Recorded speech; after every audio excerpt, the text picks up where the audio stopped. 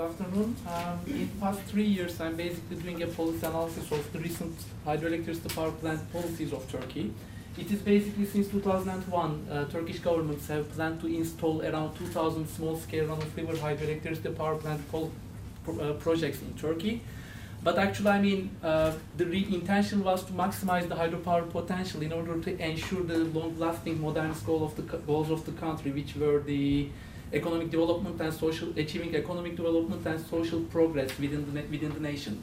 So basically, when we look at the policy process, how these policies are created and how they are implemented, I basically noticed a contradiction between national and local level. That is, at national level, the policy framework completely reflects the modernist notions of technocracy, top-to-down governance, or even the administrative traditions like expectation of citizens to mobilize their labor, their expectations to ensure this economic development and social progress, basically. So at the local level, however, when we look at the implementation of those policies, we will see that these policies basically were met with frustration by the local communities based on their socioeconomic, ecological, and cultural impacts.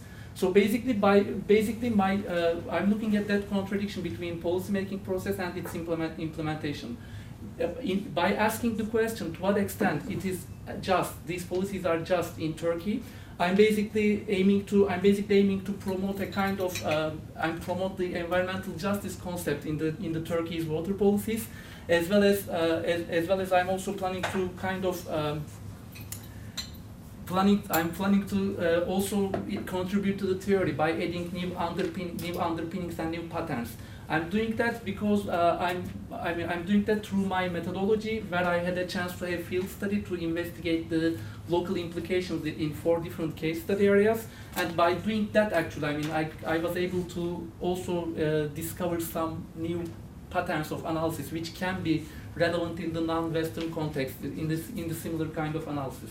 So I'm so sorry about this structured way of presentation, but I'm quite welcoming your questions and comments about that. Thanks.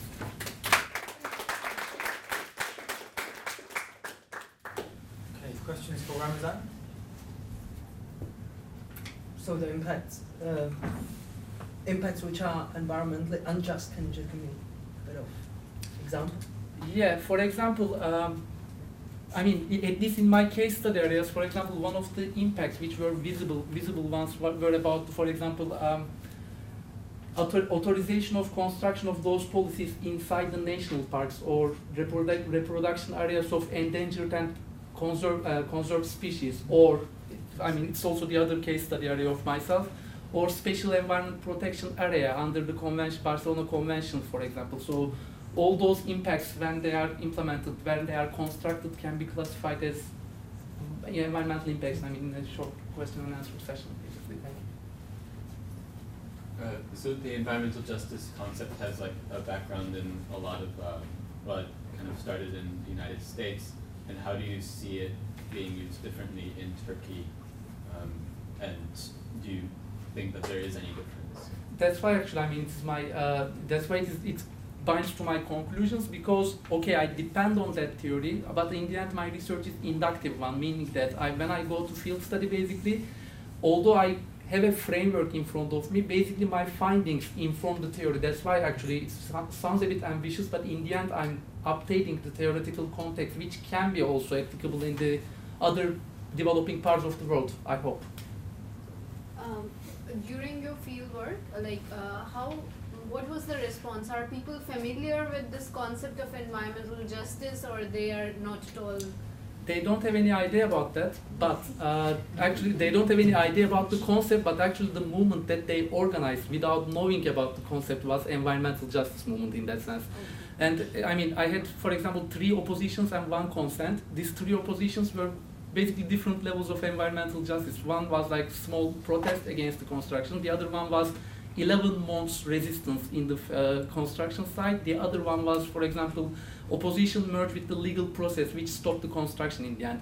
All the means and motivations that they had when I talked with those people, they were completely reflecting the essence of the environmental justice concept, but in a different way than United States, because there was no racial or ethnicity issues in my field areas in that sense. Thank you so much.